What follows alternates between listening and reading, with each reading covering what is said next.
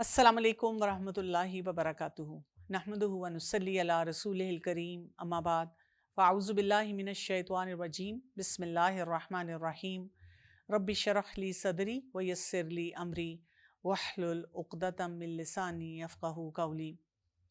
سورہ رحمان کر رہے ہیں، آئیے پہلے تلاوت سنتے ہیں آیت نمبر 14 سے لے کر 25 تک۔ اعوذ باللہ من الشیطان الرجیم بسم اللہ الرحمن الرحیم خلق الانسان من صلصال كالفخار وخلق الجان من مارج من نار فبأي آلاء ربكما تكذبان رب المشرقين ورب المغربين فبأي آلاء ربكما تكذبان مرج البحرين يلتقيان بينهما برزخ لا يبغيان فبأي آلاء ربكما تكذبان يخرج منهما اللؤلؤ والمرجان فبأي آلاء ربكما تكذبان وله الجوار المنشآت في البحر كالأعلام فبأي آلاء ربكما تكذبان۔ آیت نمبر 14 سورہ رحمان۔ خلق الانسان من صلصال کالفخار، اس نے پیدا کیا انسان کو بجنے والی مٹی سے ٹھیکرے کی طرح کی۔ ہم دیکھتے ہیں کہ اللہ سبحانہ وتعالیٰ جہاں اپنے پورے سسٹم کی بات کرتے ہیں، اس کی خوبصورتی کی بات کرتے ہیں، اس سسٹم کی بات کرتے کرتے اب ہمیں کس چیز کی طرف توجہ دلائی جا رہی ہے؟ ہماری اپنی تخلیق، کریشن آف مین۔ اور دیکھیں یہ جو کریشن ہے، یہ جو پیدائش ہے، یہ بڑی ہی پرفیکشن کے ساتھ ہمیں نظر آتی ہے۔ یعنی ایک ایک باڈی پارٹ کو ہم دیکھ سکتے ہیں کہ وہ کس طرح سے بنا ہے، کس طرح سے کام کر رہا ہے، اتنے اندھیرے میں، اتنی تہوں میں وہ کس طرح سے ایک بچہ جو ہے وہ بنتا ہے۔ آدم علیہ السلام کی تخلیق سے یہ سلسلہ شروع ہوا اور اللہ سبحانہ وتعالیٰ نے خود اپنے ہاتھ سے آدم علیہ السلام کو بنایا۔ اور اس کے بعد ہمیں بہت سی احادیث سے پتہ چلتا ہے کہ مختلف طرح کی جو مٹی تھی، مختلف رنگ کی مٹی اور مختلف ٹیکسچر کی مٹی سے انسانوں کو بنایا گیا۔ اور اسی وجہ سے جو انسان دنیا میں ہیں وہ کیا کر رہے ہیں، ان کے اندر ڈفرینٹ مزاج ہیں، کسی میں سختی ہے، کسی میں نرمی ہے، یہ ٹیمپرمنٹس ہیں۔ اور ان ٹیمپرمنٹس کو جب ہم اللہ تعالیٰ کے حکم کے تابع کرنا شروع کر دیتے ہیں تو وہاں سے انسان جو ہے وہ اپنے آپ کو ٹیم کر لیتا ہے۔ یہ نہیں ہے کہ ہم بس کہ مجھے تو بچپن سے غصہ آتا تھا، میں تو بچپن سے سخت مزاج تھا، میں تو بچپن سے سینسٹیو تھا، تو ابھی بھی مجھے ویسے ہی رہنا ہے۔ پھر اسی طرح ہمیں یہ بھی پتہ چلتا ہے کہ یہ ایک پورا پروسیس ہے جو انسان کی پیدائش کا، جس کی وجہ سے انسان جو ہے اس کی جو تخلیق ہوئی ہے اور اس کو بنایا گیا ہے۔ پھر اس کے بعد آپ آیت نمبر 15 میں دیکھیں، وہاں پہ جنات کی تخلیق کی بات کی جا رہی ہے، اور اس نے پیدا کیا جن کو شعلے سے آگ کے۔ تو جنات کا مادہ مختلف ہے کیونکہ وہ مختلف مخلوق ہے، اور ان کو ایک خاص قسم کے شعلے سے پیدا کیا گیا۔ لیکن اینڈ آف دا ڈے اگر ہمیں ایک بات سمجھ آ جائے کہ ان سب کی تخلیق کا مقصد ایک ہی تھا، کیا؟ جو کہ سورہ زاریات میں آیت نمبر 56 میں ہم نے پڑھا تھا، وَمَا خَلَقْتُ الْجِنَّ وَالْإِنسَ إِلَّا لِيَعْبُدُونَ، کہ اللہ تعالیٰ نے جن اور انس کو جو تخلیق کیا ہے اس لیے کہ وہ اللہ کی عبادت کریں۔ اور ہمیں جنات کے بارے میں یہ بات یاد رکھنی ہے کیونکہ یہ مختلف مادے سے بنے ہوئے ہیں، اس لیے ان کی پراپرٹیز ہم سے ڈیفرنٹ ہیں۔ یعنی وہ نظر نہیں آئیں گے، ان کے نزدیک کوئی ایک سالڈ میس کوئی ویلیو نہیں رکھتا، وہ اس میں سے آرام سے گزر کے جا سکتے ہیں، وہ تیزی سے ایک جگہ سے دوسری جگہ جا سکتے ہیں۔ اور انہی باتوں کی وجہ سے ہم پریشان ہو جاتے ہیں اور ہمیں لگتا ہے کہ وہ ہم سے شاید زیادہ طاقتور مخلوق ہے، اور اسی وجہ سے ہم اس سے ڈر کے پریشان ہو کے رہتے ہیں۔ اور اسی بات پہ پھر اللہ سبحانہ وتعالیٰ کیا فرما رہے ہیں، فَبِأَيِّ آلَاءِ رَبِّكُمَا تُكَذِّبَانِ، تو کون سی نعمتوں کو اپنے رب کی تم دونوں جھٹلاؤ گے۔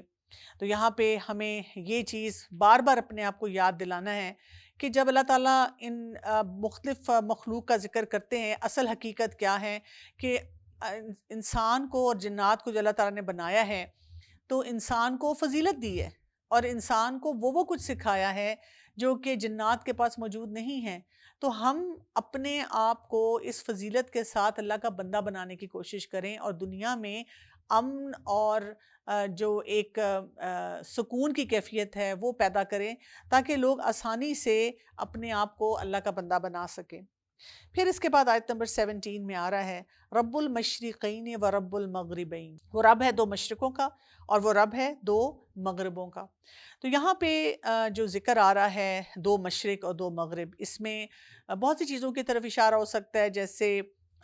سردی اور گرمی، اس کی طرف اشارہ ہوتا ہے، کیونکہ اس میں ہم دیکھتے ہیں کہ سورج اور چاند مختلف جگہوں سے نکل رہے ہوتے ہیں۔ اسی طرح ایک سورج کا مغرب ہے اور ایک چاند کا مغرب ہے، اور دونوں کا مشرق بھی الگ ہے۔ پھر یہ کہ اگر ہم پورے گلوب کو دیکھیں تو ایک جگہ جو سورج ہے وہ طلوع ہوتا ہے اور دوسری جگہ جو ہے وہ غروب ہو رہا ہوتا ہے۔ بہرحال ہمیں بات یہ سمجھ آتی ہے کہ یہ جو بھی پورا ایک پروسیس چل رہا ہے، سورج کا آنا اور پھر چلے جانا اور پھر چاند کا آنا، یہ سب اللہ کے اختیار میں ہیں، یہ اللہ کی کمانڈ کے ساتھ سب کچھ ہو رہا ہوتا ہے۔ اور پھر اس کے بعد دوبارہ سے آیت نمبر 18 میں آ رہا ہے، فَبِأَيِّ آلَاءِ رَبِّكُمَا تُكَذِّبَانِ، اور ہم اس کے جواب میں یہ کہتے ہیں کہ اللہ تعالیٰ ہم تو آپ کی کسی نعمت کو بھی نہیں جھٹلاتے۔ یعنی ایک ایک نشانی جو اس صورت میں بتائی گئی ہے وہ غور طلب ہے، اور جتنا زیادہ ہم ان نعمتوں کو دیکھیں تو ہم سوچنے پہ مجبور ہو جاتے ہیں کہ کیا پرفیکٹ سسٹم ہے۔ ہمیں وائٹامن ڈی چاہیے، ہمیں روشنی چاہیے، ہم نے کام کرنا ہے، ہمیں سکون چاہیے، ہم نے سونا ہے، ہمیں میلاٹونن چاہیے، اس کا کیا سائیکل ہماری پوری باڈی میں چل رہا ہے، یہ بھی اللہ تعالیٰ کی طرف سے ڈیفائنڈ ہے۔ پھر آپ دیکھیں جو سیزنل پروڈکٹس ہمیں مل رہی ہیں، جس طرح سبزیاں مل رہی ہیں، جس طرح کے خوراکیں ہمیں مل رہی ہیں، یہ سب چیزیں بھی ہمیں یہی بات سکھا رہی ہیں کہ ہم اللہ تعالیٰ کے بنائے ہوئے سسٹم کے مطابق ان باتوں کو سمجھنے کی کوشش کریں۔ آیت نمبر 19 میں پھر ایک اور اہم بات اور بڑی گہرائی والی بات جو ہے اس کی طرف اشارہ کیا جا رہا ہے، مرج البحرین یلتقیان، اس نے چھوڑ دیا دو سمندروں کو، وہ دونوں باہم ملتے ہیں۔ اور پھر کہا گیا آیت نمبر 20 میں، اور ان دونوں کے درمیان ایک پردہ ہے، نہیں وہ دونوں تجاوز کرتے اس سے۔ ہم سورہ فرقان میں بھی دیکھتے ہیں کہ اس طرح کا ذکر آیا ہوا ہے۔ بیسیکلی یہاں پہ کیا بتایا جا رہا ہے کہ دو طرح کے سمندر ہیں، اور دیکھیں ہمیں دنیا میں نظر بھی آتے ہیں، یعنی مشرق و مغرب کے سمندر ہیں، پھر یہ کہ ایک کھارے پانی والا سمندر ہے، ایک شیریں سمندر ہے، ان میں مختلف طرح کی مخلوق ہے، کوئی بڑی ہے کوئی چھوٹی ہے، لیکن اللہ تعالیٰ نے ان کے درمیان بھی بہت بیلنس اور بہت توازن جو ہے وہ قائم کیا ہوا ہے۔ ان کے درمیان ایسے لگتا ہے کہ ایک پردہ ہے، وہ مکس نہیں ہوتے۔ اگر آپ دو طرح کے رنگ والا شربت جو ہے گلاس میں ڈالیں تو تھوڑی دیر کے بعد وہ مکس ہونا شروع ہو جاتا ہے، لیکن کیا کمال کی بات ہے کہ سمندر میں ہمیں دو طرح کی جو پراپرٹیز نظر آتی ہیں وہ آپس میں اس طرح سے مکس نہیں ہو رہے ہوتے۔ تو یہاں پہ ان کا ذکر کیا جا رہا ہے، اور اس سے ہمیں کیا سکھایا جا رہا ہے، یہ بات ہمیں پتہ چلنی چاہیے کہ جیسے دو سمندر ساتھ ساتھ دو پراپرٹیز کے جو ہیں وہ پانی ساتھ ساتھ چل رہے ہیں، اور وہ ایک دوسرے کو تنگ بھی نہیں کر رہے، اس کے اندر کشتیاں بھی چل رہی ہیں، اس میں ساری مخلوق بھی موجود ہے، اور وہ مخلوق بھی بہترین شاندار قسم کی ہے، اپنی پراپرٹیز کے مطابق ہے۔ تو پھر دو مزاج کے لوگ ایک گھر میں کیوں نہیں اکٹھے رہ سکتے، اور کیوں نہیں وہ ایک دوسرے کے ساتھ کوآپریٹ کر سکتے، کیوں نہیں باؤنڈری سیٹنگ صحیح طرح کر سکتے۔ یعنی ہمارے یہاں پہ کیا ہے، یا تو ہم نے اتنا گھل مل کے رہنا ہے کہ بس آپ اس کی وجہ سے کسی ایک انسان کو ڈور میٹ بنا لیتے ہیں، اور یا پھر ہم نے اتنا الگ ہو جانا ہے کہ ہم کسی سے بات کرنے کے قابل بھی نہیں رہتے۔ ایک جو ہیلدی باؤنڈری سیٹنگ ہوتی ہے کہ ہم کسی کو ملیں اور ہم کسی سے کیسے بات چیت کریں اور کس طرح ان کے ساتھ تعلقات بنائیں اور کتنی اپنی لمٹ سیٹ کریں، اور پھر بھی پروڈکٹیو ہوں، ایک دوسرے کے لیے بھی فائدہ مند ہوں، ایک دوسرے کی عزت احترام بھی کریں۔ یہ ساس بہو کے رشتے میں بھی ہو جاتا ہے، یہ شوہر بیوی کے ساتھ بھی ہو جاتا ہے، یہ بہن بھائیوں میں بھی ہوتا ہے، یہ دفتروں میں کام کرتے ہوئے بھی ہوتا ہے۔ ہر جگہ پہ اگر ہم یہ بات یاد رکھ لیں کہ جو پردہ ہے اس کو بھی رکھنا ہے، ایک دوسرے کی باؤنڈری میں نہیں جانا، ایک دوسرے کی لمٹ کے اندر تجاوز نہیں کرنا۔ فَبِأَيِّ آلَاءِ رَبِّكُمَا تُكَذِّبَانِ، آیت نمبر 21 میں اللہ سبحانہ وتعالیٰ یہ بات فرما رہے ہیں، یعنی کیا اس میں ہمارے لیے نعمت ہے جو کہا گیا کہ تم کون سی نعمتوں کو اپنے رب کی تم جھٹلاؤ گے، کہ یہ سمندر اور نیچر ہمیں یہ سکھا رہا ہے کہ ہم بہت مشکل افراد کے ساتھ بھی اپنی زندگی گزار سکتے ہیں، اور جب ہم ایسے لوگوں کے ساتھ اٹھیں بیٹھیں تو پھر ہم کیا کریں، ہم اپنے مزاج کو سمجھیں، ان کے مزاج کو سمجھیں، اور ایک حد بندی کر لیں کہ اس سے زیادہ میں نے اس تعلق میں انویسٹ نہیں کرنا، یا اگر میں نے انویسٹمنٹ صحیح نہیں کی بھی تو اس چیز کو میں نے ٹھیک کر لینا ہے۔ آیت نمبر 22 اس میں اللہ سبحانہ تعالیٰ فرما رہے ہیں، نکلتے ہیں ان دونوں سے موتی اور مونگے، لؤلؤ والمرجان، کیا نکل رہے ہیں وہاں پہ؟ موتی ہیں اور مونگے ہیں۔ اب آپ دیکھیں کہ یہاں پہ یعنی خوبصورتی کی بات کی گئی ہے، یہ بھی تو ہو سکتا تھا کہ کہا جاتا کہ پانی ہے اس میں بس پینا ہے اور اس سے آپ نے اپنے بہت سارے کام کرنے ہیں اور بس دیٹ از اٹ۔ یعنی ہم جب اکثر اپنے دین کو پریکٹس کرتے ہیں یا دین کے مطابق کوئی کام کرنے کی کوشش کرتے ہیں تو ہم کئی دفعہ بڑے روکھے سوکھے ہو جاتے ہیں، یا یہ کہ ہم کئی دفعہ کچھ چیزوں کی جو پریزنٹیشن ہے اس کی طرف توجہ نہیں دیتے۔ اللہ سبحانہ تعالیٰ نے یہ دنیا بنائی، ہمیں عبادت کے لیے کہا، اور اپنی عبادت کے ساتھ ساتھ اس دنیا میں ایسی خوبصورتیاں رکھی جو ہماری آنکھوں کو بھی لبھاتی رہتی ہیں۔ اس میں ہمارے لیے ایسے موتی رکھے، مونگے رکھے، اور یہ صرف دیکھنے میں خوبصورت نہیں ہوتے، آپ دیکھیں کہ ان کا استعمال بھی ہم اپنے ڈیکوریشن کی چیزوں میں استعمال کرتے ہیں، ہم زیورات میں استعمال کرتے ہیں، ان سے ادویات بھی بنائی جاتی ہیں۔ پھر آپ دیکھیں کہ آپ کے ہاتھ میں اگر کوئی ایک موتی آ جائے اور آپ کہیں پانی کے پاس کھڑے میں اور وہ پانی میں آپ کا وہ موتی جو ہے وہ گر جائے، جیسے سمندر میں، اٹ از امپاسبل کہ وہ آپ کو واپس ملے، آپ اس کو پکڑ ہی نہیں سکتے۔ لیکن کیا اللہ کی شان ہے کہ وہاں پہ جو موتی اس طرح بن رہے ہیں، وہاں تک اللہ تعالیٰ نے وہ سسٹم بنا دیا ہے کہ ہماری ایکسیس ہو جاتی ہے اور ہم ان کو نکال کر استعمال کر سکتے ہیں۔ تو یہاں پہ اب ہمیں یہ پتہ چل رہا ہے کہ اگر کوئی خواتین جیولری پہننا چاہتی ہیں تو اس پہ بھی کسی کو اعتراض نہیں کرنا چاہیے۔ اسی طرح اگر ہمیں کوئی بھی ایسی یعنی چیزیں نظر آتی ہیں اور ان خوبصورتیوں سے ہم کوئی فائدہ حاصل کرتے ہیں، چاہے وہ نظر کی خوبصورتی ہو یا یہ کہ اس کا کوئی استعمال ایسا ہو جو خوبصورت ہو، تو ان سب چیزوں سے بھی ہمیں فائدہ اٹھانے کے لیے کہا گیا ہے۔ اور اسی لیے آپ دیکھیں کہ دوبارہ یہ بات آ رہی ہے، فَبِأَيِّ آلَاءِ رَبِّكُمَا تُكَذِّبَانِ، تو کون سی نعمتوں کو اپنے رب کی تم دونوں جھٹلاؤ گے؟ اور ہم بار بار یہی کہتے ہیں کہ ہم اپنے رب کی کسی نعمت کو نہیں جھٹلائیں گے۔ اور ہم کیوں نہیں جھٹلائیں گے؟ اس لیے نہیں جھٹلائیں گے کہ اللہ تعالیٰ نے ہماری زندگی کو روکھا پھیکا نہیں رکھا۔ اللہ تعالیٰ نے اپروپریٹ یا اعتدال والی جو انٹرٹینمنٹ ہے وہ ہمیں دی ہوئی ہے، جس کو ہم انجوائے کرتے کرتے اپنے رب کی عبادت کر سکتے ہیں۔ ہماری پرابلم کیا ہوتی ہے؟ کیونکہ ہم وہ بیلنس نہیں لا پاتے، اور اس بیلنس کے نہ لانے کی وجہ سے ہم گھبرانا شروع کر دیتے ہیں، ہم سے غلطیاں ہونی شروع ہو جاتی ہیں، اور ہم کچھ ایسے فیصلے کر جاتے ہیں جس سے مسئلے مسائل جو ہوتے ہیں ہم بڑھا دیتے ہیں۔ تو یہاں سے ہمیں یہ بھی پتہ چلتا ہے کہ ماحولیات میں اللہ تعالیٰ نے جو کچھ ہمیں دیا ہوا ہے اس کو بھی ابیوز نہیں کرنا چاہیے کسی طرح سے۔ کبھی کبھی آپ دیکھیں کہ اتنا خوبصورت سسٹم جو اللہ تعالیٰ کی طرف سے ہمیں ملا ہوا ہوتا ہے، ہم غلط طریقے سے وہاں پہ جو گندگی پھیلاتے ہیں اور جس طرح پولوشن کرتے ہیں، چاہے وہ آسمان میں ہو یا وہ زمین پہ ہو یا وہ پانی کی گہرائی میں ہو، تو وہاں دیکھیں کہ اس ساری پولوشن اور اس سسٹم کی وجہ سے کتنی خرابیاں جو ہیں وہ پیدا ہونی شروع ہو جاتی ہیں۔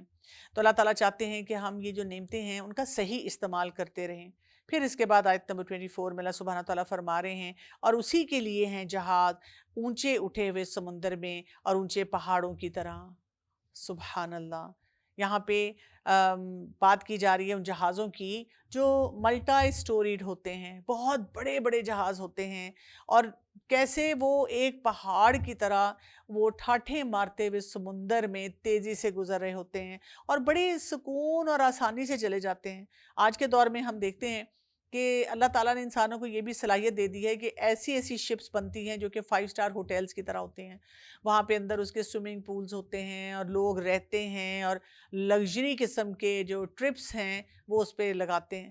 اور یہ سب صلاحیتیں جو اللہ تعالیٰ نے دی ہیں، قدرت کس کی ہے؟ یہ اللہ کی قدرت ہے کہ انسان کسی موسم کو انجوائے کرے یا کسی نظارے کو انجوائے کرے، یا اللہ تعالیٰ نے انسان کو ایسی صلاحیت دے دی ہے کہ انسان کے لیے یہ تمام اتنی بڑی بڑی جو اللہ تعالیٰ کی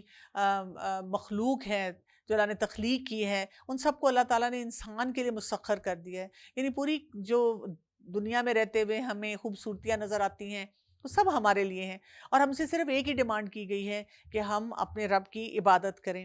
اور اسی لیے یہاں پہ پھر کہہ دیا گیا فَبِأَيِّ آلَاءِ رَبِّكُمَا تُكَذِّبَانِ. ایسے محسوس ہو رہا ہے کہ بار بار جھنجھوڑ جھنجھوڑ کر احساس دلایا جا رہا ہے کہ ان باتوں کو تم دیکھتے نہیں ہو، ان خوبصورتیوں سے تم کچھ حاصل نہیں کرتے ہو، ان چیزوں کو دیکھ کر تمہیں یہ نہیں سمجھ آتی کہ اپنے رب کا بندہ بن کے کیسے رہنا ہے. ہماری زندگی میں جو ایک بہت بڑا مسئلہ ہے جہاں پہ ہم اللہ کا بندہ بن کے نہیں رہ پاتے ہیں، جو میں نے بھی بات کی تھی کہ یا تو ہم پیپل پلیزنگ میں جاتے ہیں یا ہمیں باؤنڈری سیٹنگ صحیح طرح سے سمجھ نہیں آتی. تو اس کو بھی تھوڑا سا دیکھنا بہت زیادہ ضروری ہے، اور اس پہ میں تھوڑی سی بات کرنا چاہوں گی. پیپل پلیزنگ کیا ہوتی ہے؟ جب ہم ہر وہ کوشش کر رہے ہوتے ہیں کہ کچھ بھی ہو جائے لیکن لوگ کبھی مجھ سے ناراض نہ ہوں. اسی وجہ سے کیا ہوتا ہے کہ جہاں ہمیں یس بولنا ہے وہاں ہم نو بول رہے ہیں، جہاں ہمیں نو بولنا ہے وہاں ہم یس بولنا شروع ہو جاتے ہیں. پھر یہ کہ ہمیں بہت ڈر لگتا ہے، طبیعت خراب ہو جاتی ہے، ساری ساری رات نیند نہیں آتی اگر ہم نے کسی وجہ سے، جائز وجہ سے، اگر ہم نے کسی انسان کو انکار کیا ہو کہ بھی میں یہ کام نہیں کر سکتی. اسی طرح کئی دفعہ ہم پیپل پلیزنگ میں اس لیے بھی ہوتے ہیں کہ اگر میں نے بات چھیڑی تو میں بری بن جاؤں گی اور میرے سے کوئی جھگڑا کرنا شروع کر دے گا، میرے پہ الزام آ جائے گا. تو کوئی بات نہیں، اگر مسئلے ہیں بھی تو ان کو سرفس کے نیچے کینسر کی طرح پھیلنے دو، لیکن ہم نے بات نہیں کسی سے بھی کرنی. پھر یہ کہ انسان کئی دفعہ اپنی نیند قربان کرتا ہے لوگوں کے لیے، اپنا ٹائم نکالتا ہے، اپنا پیسہ دینا شروع کر دیتا ہے، اپنے ذہنی سکون کو بھی برباد کر لیتا ہے. وہ کہتے ہیں میری خیر ہے لیکن باقی لوگ خوش ہو جائیں. اور اسی وجہ سے کیا ہوتا ہے کہ جو لوگ پیپل پلیزنگ میں ہوتے ہیں وہ ہر معاملے میں لوگوں کے ریئیکشنز کو دیکھتے رہتے ہیں. جب وہ لوگوں کے ریئیکشنز کو دیکھتے ہیں تو وہاں پہ وہ اپنے لیے کوئی صحیح ترجیحات پہ نہیں جا سکتے. اب پیپل پلیزنگ جو ہے یہ وہ نہیں ہے کہ ہم کہتے ہیں بڑی نرم دل ہے، بڑی معصوم ہے، بڑا لوگوں کا خیال رکھتی ہیں. نہیں، یہ بیسیکلی فیئر بیسڈ بیہیویئر ہوتا ہے. ہم صرف ڈر رہے ہوتے ہیں، ہمیں بات نہیں کرنی آتی ہے. تو اس کا روٹ کاز جو ہے نا اس کو ہم نے سمجھنا ہے، کیونکہ ایسے لوگوں کو لگتا ہے کہ مجھے عزت مل جائے گی. اچھا، ایسے لوگوں کو یہ لگتا ہے کہ اچھے لوگوں کی نشانی یہ ہے کہ وہ کبھی کسی کو انکار نہیں کرتے. ایسے لوگوں کو یہ لگتا ہے کہ پتہ نہیں یہ نہ ہو کہ آخرت میں حقوق و فرائض کی جب بات ہو تو میرے اوپر کوئی بات آ جائے، مجھے کسی چیز کا جواب دینا پڑے اور وہ میں دے نہ پاؤں. تو ایسے لوگ کیا کرتے ہیں کہ پھر وہ پریشانی میں غلط فیصلے کرتے چلے جاتے ہیں.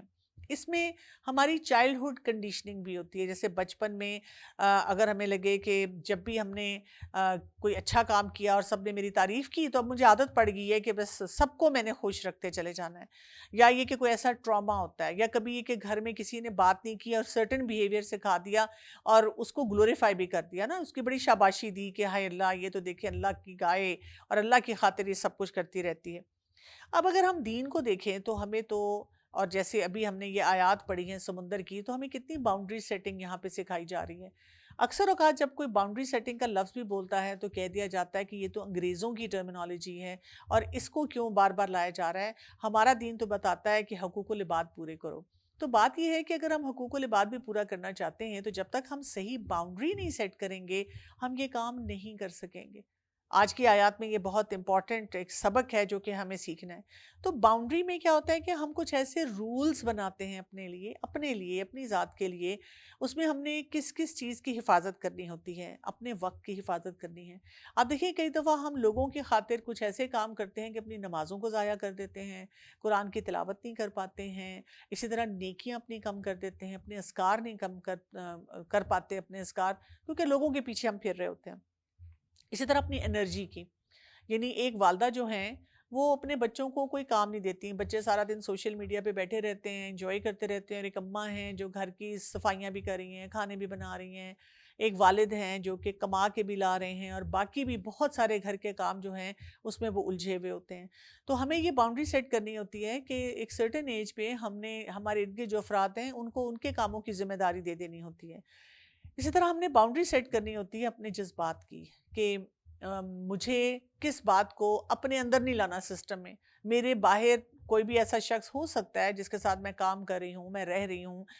جو بہت غلط باتیں کرتا ہے، مجھے باتیں سناتا رہتا ہے، لیکن میں نے اس غلاظت کو اپنے اندر نہیں لے کر آنا. پھر آپ کی سپیس بھی ہوتی ہے کہ یہ میری ایک سیف باؤنڈری ہے. جیسے ہمارا دین بتاتا ہے ہمیں کہ ایک مرد اور عورت تنہائی میں اکٹھے نہ بیٹھے ہوئے ہوں. اسی طرح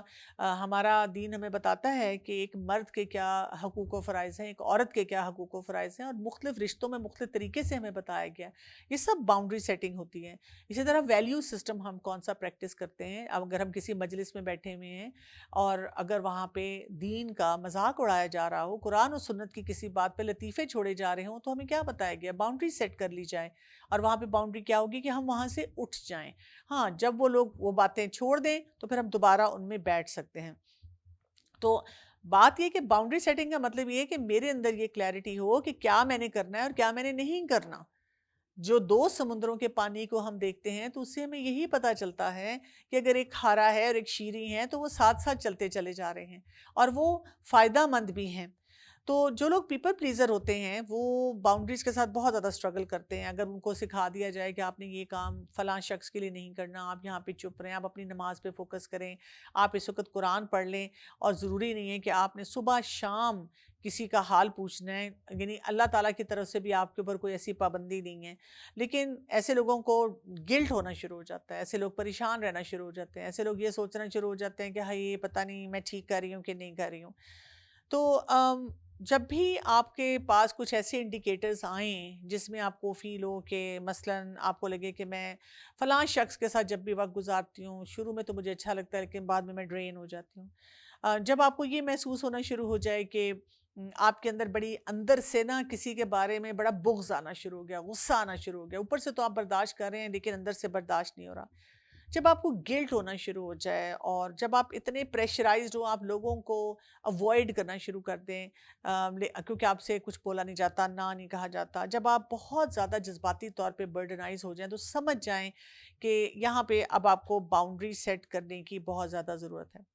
جو پیپل پلیزنگ ہوتی ہے نا، اس میں سمجھیں کہ آپ ایموشنل ایڈکشن ہوتی ہے آپ کے اندر، کیونکہ آپ کو تعریف مل رہی ہے، آپ کے لیے واہ واہ ہو رہی ہے، آپ اندر سے بے شک ٹوٹ رہے ہیں، خراب ہو رہے ہیں، لیکن آپ کو اوپر لوگ جو ہیں آپ کی تعریفیں کرتے چلے جا رہے ہیں.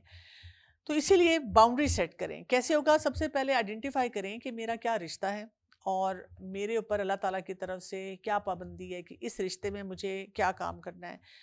دوسرا یہ کہ آپ نے یہ ڈیسائیڈ کرنا ہے کہ کس وقت میں نے کون سا کام کرنا ہے. جیسے رسول اللہ صلی اللہ علیہ وآلہ وسلم کے بارے میں بھی آتا ہے کہ جب نماز کا وقت ہوتا تھا تو گھر کے اندر اگر کام کاج بھی کر رہے ہوتے تھے تو ایسے ہو جاتے تھے جیسے انجان، کیونکہ اب نماز کا وقت آ گیا ہے. تو ہمیں پتہ ہونا چاہیے کہ ہمارے ضروری کام کون سے ہیں، اہم کام کون سے ہیں، اور کس کام کو ہم کس ضرورت کے تحت تھوڑا سا پوسٹ پون بھی کر سکتے ہیں. پھر یہ کہ اپنے کمیونیکیشن سکلز کو اسٹرانگ بنانا ہوتا ہے، یعنی کسی کو نو بولنے کے لیے، پیپل پلیزنگ سے نکلنے کے لیے ایسے نہیں کرنا ہوتا کہ ہم چاقو چھریاں چلانا شروع کرتے ہیں، کسی کے ساتھ زیادتی کرنی شروع کرتے ہیں، کسی کے ساتھ بد لحاظی سے بات کریں، بلکہ بڑے پولائٹ طریقے سے آپ کچھ بھی کہہ سکتے ہیں. مثلاً آپ ابھی کچھ کام ضروری کر رہے ہیں اور کوئی آپ کو کہتا ہے چلو میرے ساتھ بازار، تو آپ پوچھ سکتے ہیں کہ کیا بہت ضروری کام ہے، کیا ہم 2 گھنٹے بعد جا سکتے ہیں، کیا ہم کل جا سکتے ہیں، کیا ہم آن لائن آرڈر کر سکتے ہیں. اس سے کیا ہے کہ آپ اپنا وقت بھی بچا لیتے ہیں، دوسرے افراد کا بھی. یا یہ کہ جو کام آپ کو نہیں آتا تو آپ بہت آسانی سے کہہ سکتے ہیں کہ ایکچولی میرا انٹرسٹ نہیں ہے یا مجھے یہ آتا نہیں ہے، اور ان کو ایک اچھا مشورہ دے سکتے ہیں کہ کیا آپ فلاں شخص کے ساتھ یہ کام کر سکتے ہیں یا آپ ادھر جا کے یہ ایکٹیویٹی جو ہے وہ کر سکتے ہیں. اور یہ ضرور ہم یاد رکھیں کہ جب ہمیں اسپیشلی پیپل پلیزنگ کی عادت پڑ چکی ہوتی ہے اور ہمیں پہلی دفعہ ہمیں یہ کام کرنا پڑتا ہے تو مشکل لگتا ہے، تھوڑی دیر کے لیے اندر نا پنچنگ ہوتی ہے، تکلیف ہوتی ہے، کرنے کو دل نہیں چاہ رہا ہوتا، ہمیں لگ رہا ہوتا ہے کہ ہم بہت سیلفش ہو گئے ہیں. لیکن اگر آپ قرآن کو پڑھ رہے ہوتے ہیں اور قرآن کے مطابق اپنی زندگی گزارنے کی کوشش کر رہے ہوتے ہیں تو پھر آپ کو خود احساس ہونا شروع ہو جاتا ہے. تو پیپل پلیزنگ میں جو ہے نا، اور اگر آپ کوئی سنت کے مطابق کسی کے ساتھ مہربانی کا، رحمت کا، شفقت کا معاملہ کرتے ہیں، ان میں خاص فرق کیا نظر آتا ہے؟ آپ جب پیپل پلیزنگ میں ہوں گے نا تو آپ کے اندر ڈر ہوگا کہ کوئی مائنڈ نہ کر جائے. لیکن جب آپ خود سے کسی کے ساتھ اچھا معاملہ کر رہے ہوتے ہیں، سنت کے مطابق معاملہ کر رہے ہوتے ہیں، تو آپ کے اندر سے خوشی بھی پھوٹتی ہے، اور آپ کو یہ فیلنگ ہوتی ہے کہ یہ میں نے فیصلہ کیا کہ اس وقت میں نے یہ کام کرنا تھا. تو اس طرح سے آپ دیکھیں کہ ہمیں جو